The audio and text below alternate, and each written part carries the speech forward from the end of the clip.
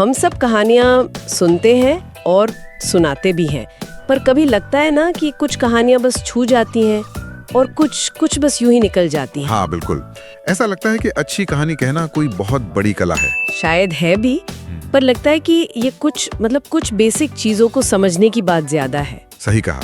अक्सर ना हम सोचते हैं कहानी सुनाना मतलब बस क्या हुआ ये बता देना, घटनाओं की एक लिस्ट। हाँ, पर असली मजा या कहिए असर तब आता है जब हम सुनने वाले को उस पल में जैसे खींच लेते हैं। बिल्कुल, जैसे किसी सीन पे जूम इन कर देना। एग्जैक्टली, जूम इन करना। तो आज हम ऐसी ही 5 बहुत सिंपल टेक्निक्स पर बात करने वाले हैं जिनसे कोई भी बात एक बढ़िया कहानी बन सकती है।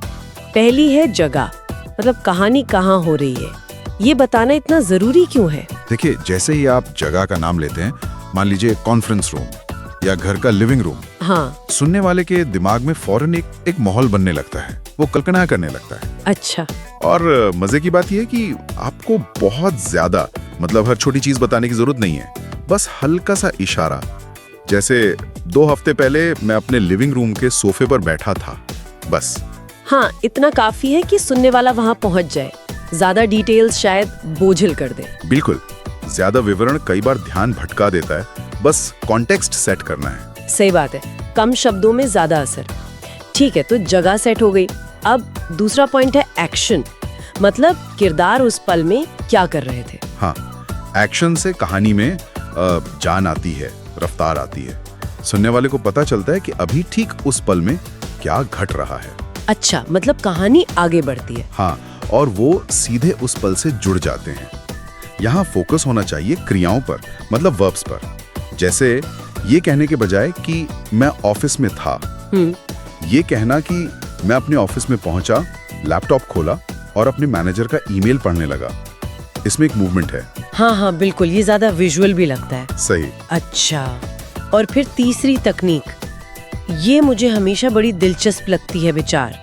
किरदार उस वक्त सोच कह रहे थे, उनके मन की बात, वो कैसे कहानी बदलती है। ये कहानी को गहराई देता है जब हम किसी किरदार की वो कच्ची अनफिल्टर्ड सोच सुनते हैं, जैसे उनकी उम्मीदें, उनके डर, उनके मन के सवाल। हाँ, तो वो किरदार हमें ज्यादा असली लगते हैं। हाँ। हम उनसे कनेक्ट कर पाते हैं। पर हाँ, ये ध्यान रखना होता है कि वो सोच नेचुरल लगे, मतलब बहुत ज्यादा भारी भरकम या फिलोसॉफिकल ना हो। अच्छा। जैसे बजाय ये कहने के कि मैं बहुत उत्साहित महसूस कर रहा था, शायद ये कहना बेहतर हो, मैंने सोचा वाह, आखिरकार ये होने वाला है, मैं कब से इसका इंतजार कर रहा था। हाँ, ये ज्यादा पर्सनल लगता है, अंदर की बात। बिल्कुल।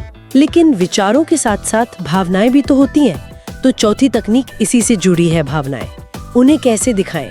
क्या बस बता देना काफी है कि वो उदास था या वो खुश थी? देखिए, बताने से ज्यादा असरदार होता है दिखाना, मतलब शो डोंट टेल वाला फंडा। हाँ, सुना है इसके बारे में। सोचिए, अगर कोई घबराया हुआ है तो वो असल में कैसा दिखेगा, वो क्या करेगा? शायद कमरे में चक्कर लगाएगा, या शायद अपने नाखून चबाएगा, या बार बार घड़ी देखेगा। एग्जैक्टली। तो ये कहना कि वो अपनी कलम मेज पर थपथपा रहा था और बार बार दरवाजे की तरफ देख रहा था, ये सिर्फ वो चिंतित था कहने से कहीं ज्यादा दमदार है। हाँ, ये बात तो है, दिमाग में पूरी पिक्चर बन जाती है। बिल्कुल। और आखिर में 5वीं तकनीक, डायलॉग। किरदार आपस में क्या बात कर रहे हैं या क्या कह रहे हैं। हाँ, डायलॉग कहानी को एकदम जीवंत कर देते हैं, खासकर छोटे असरदार डायलॉग। किरदारों के मुंह से निकले असली शब्द, उनका बहुत इम्पैक्ट होता है। लंबी छोड़ी बोरिंग बातें नहीं, बल्कि वो एक लाइन जो याद रह जाए। जैसे ये कहने के बजाय कि मेरे मैनेजर को मेरा काम पसंद आया, ये कहना ज्यादा पावरफुल है। उस पल मेरे मैनेजर ने मेरी तरफ देखा और कहा, कमाल है, ये तुम्हारी अब तक की बेस्ट प्रेजेंटेशन थी, वाह। हाँ, ये सीधा हिट करता है। बिल्कुल। तो मतलब ये 5 चीजें, जगह, एक्शन, विचार, भावनाएं और डायलॉग, ये सब मिलकर कहानी को बनाते हैं। मुझे वो महिला उद्यमी वाली कहानी याद आ रही है। हाँ हाँ, वहाँ जगह थी मीटिंग रूम, बिल्कुल, है ना? डायलॉग था वो कॉफी वाला। हाँ। कितना सिंपल ऑर्डर था। बिल्कुल। और उसका विचार था कि यही पल है। एक्शन था उसका खुद जाके कॉफी बनाना। हाँ। और भावना थी वो पावरफुल महसूस करना और सामने वाले के चेहरे का रंग उड़ते देखना। हाँ। देखिए कैसे हर तकनीक ने उस कहानी को लेयर दी। सही कहा। ये तकनीकें कोई बहुत मुश्किल नहीं है, पर जब इन्हें ध्यान से इस्तेमाल करते हैं ना, तो साधारण सी बात भी यादगार बन जाती है। ये असल में सुनने वाले को उस पल में जूम इन करवा देती है।